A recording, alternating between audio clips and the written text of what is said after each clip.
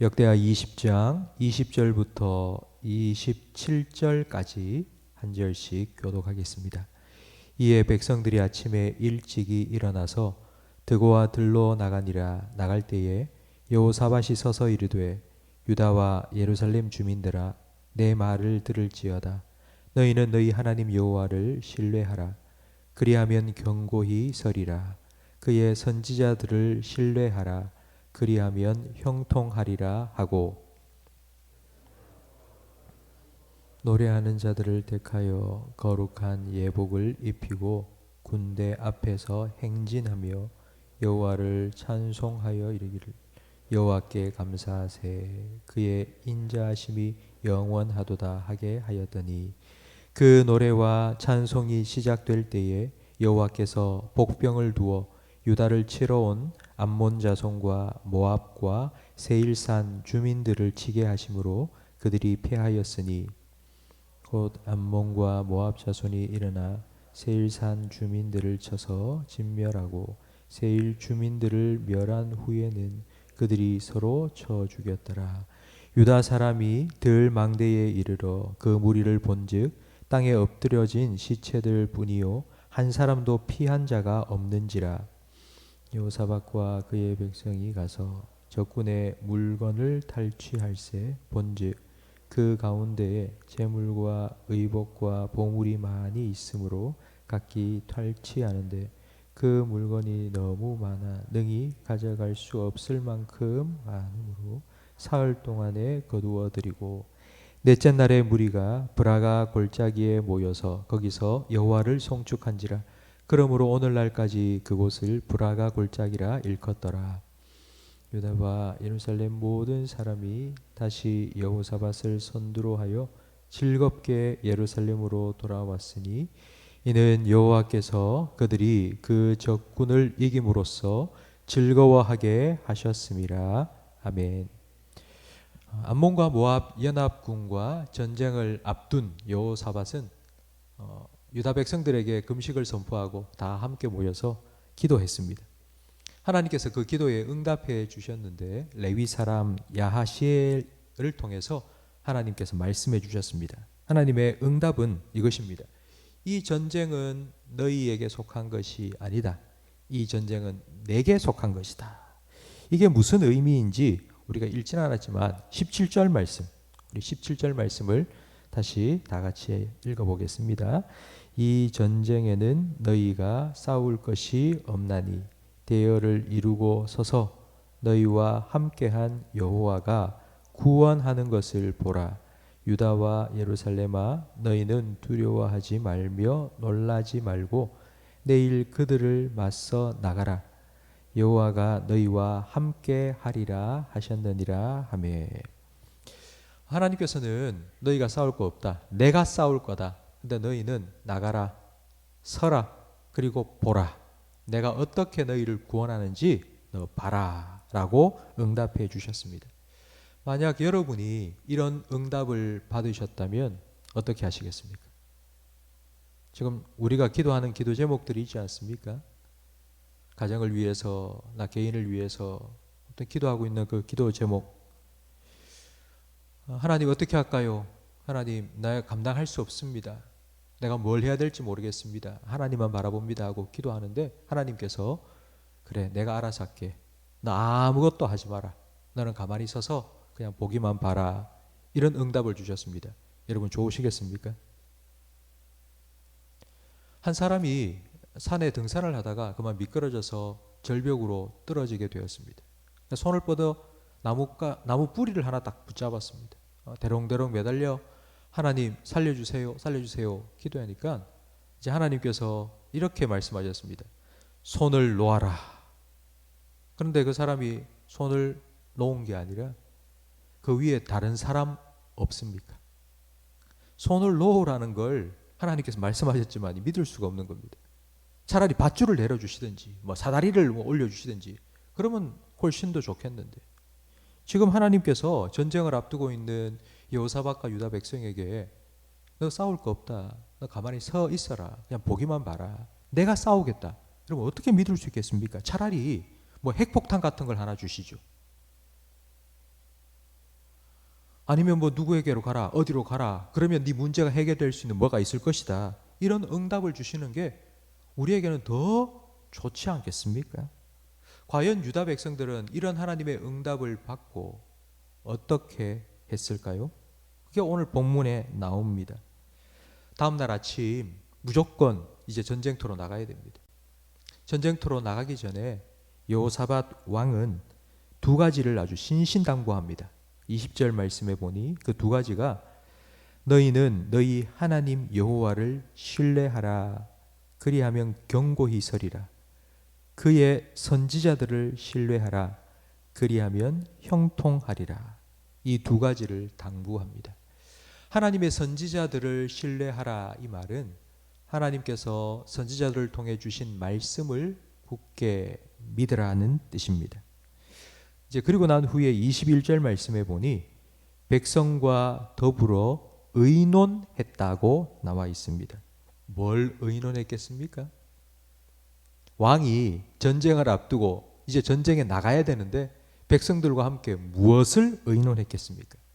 어떻게 군사작전을 펼칠까? 이런 의논을 한 게 아니라 어떻게 하면 하나님을 신뢰할 수 있을까? 어떻게 하면 하나님의 말씀을 끝까지 믿을 수 있을까를 의논했습니다. 그래서 어떤 결론을 내렸는지 21절을 다시 한번 같이 읽겠습니다.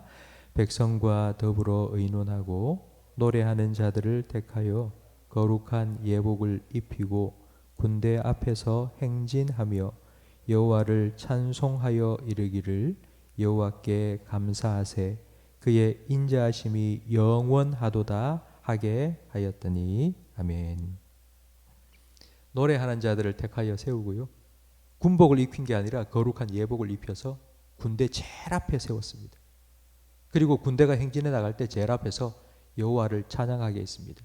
여호와께 감사하세 그의 인자하심이 영원하도다 찬양하게 했습니다. 왜 이렇게 했을까요? 하나님께서 이 전쟁 내게 속한 것이고 내가 싸울 거다 말씀해 주셨습니다. 그런데 그 말씀을 들었지만, 그 응답을 받았지만 눈앞에 보이는 현실은 정말 수많은 적군들이 대적하고 있습니다. 마음이 흔들릴 수밖에 없습니다.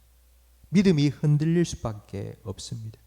그래서 여호와를 신뢰하고 하나님께서 응답으로 주신 말씀을 끝까지 믿기를 원하는데 마음이 자꾸 흔들리니까 이 흔들리는 믿음을 붙잡아 주기 위해서 우리가 할 수 있는 게 뭘까? 의논했는데 그 결론이 여호와를 찬양하자는 겁니다.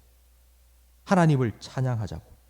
여러분 시편 57편 7절에 다윗은 이렇게 하나님을 찬양했습니다.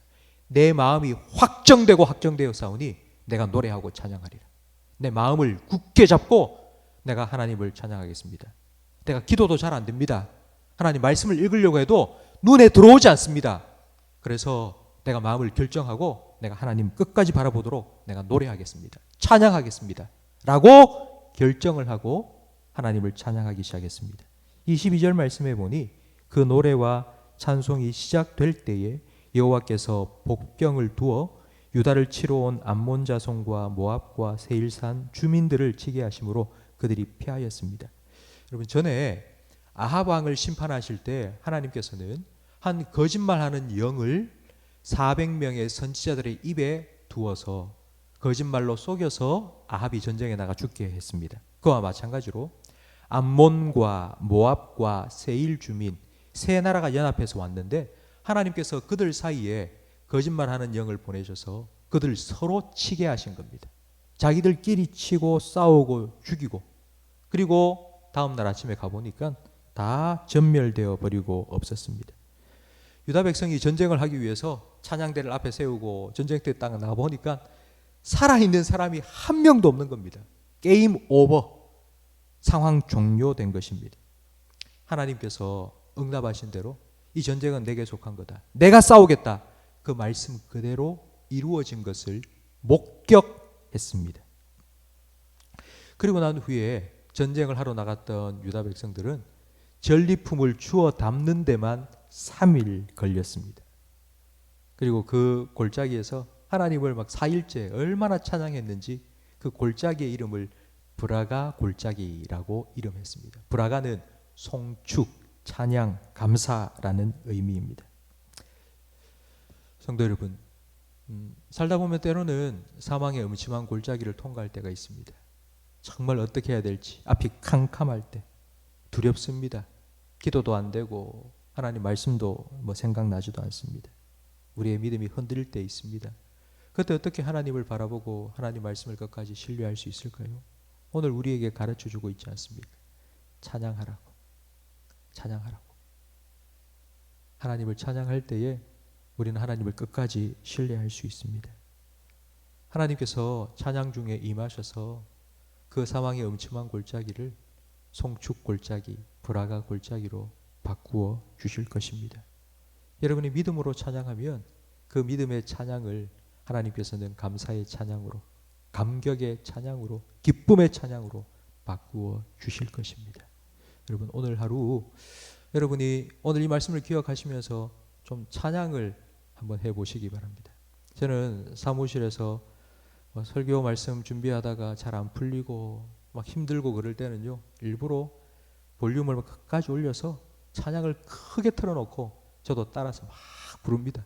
그렇게 한 30분, 40분 찬양을 부르면요, 얼마나 이게 기분이 상쾌해지는지 모릅니다. 내가 찬양을 부른 그 가사대로 하나님께서 내게 그런 분이라고 다시 믿음이 생기고 확신이 들고 마음이 담대해집니다. 여러분 차를 타고 가시든지 아니면 집에 혼자 계시든지 요즘 스마트폰 다 있지 않습니까? 몇 번만 클릭하면 찬양 여러분 틀어놓고 함께 부를 수 있습니다. 오늘 하루 이 말씀을 생각하시고 하나님을 찬양하십시오. 여러분이 살아가는 여러분의 삶의 현장, 여러분의 가정이든지 직장이든지 어디든지 간에 그곳이 송축 골짜기, 브라가 골짜기로 변하게 될 것입니다. 함께 기도하겠습니다. 하나님 아버지 감사합니다. 모든 상황 속에서도 하나님을 끝까지 바라보고 하나님의 말씀을 끝까지 붙들 수 있는 방법을 오늘 우리 말씀을 통해서 알려주시니 감사합니다. 하나님, 걱정과 염려로 우리의 마음이 흔들릴 때, 기도조차 할 수 없을 때, 말씀을 신뢰할 수 없을 때가 우리에게 있지만 그때에 마음을 확정하여 하나님을 찬양하고 노래하겠습니다. 이스라엘의 찬양 가운데 거하시는 하나님, 우리 찬양 가운데 거하여 주시고 우리가 찬양 부른 대로 우리의 삶 가운데 역사하여 주셔서 우리의 참 힘들고 어렵지만 부른 그 찬양이 정말 터져나오는 찬양, 브라가 골짜기로 변화시켜 주옵소서.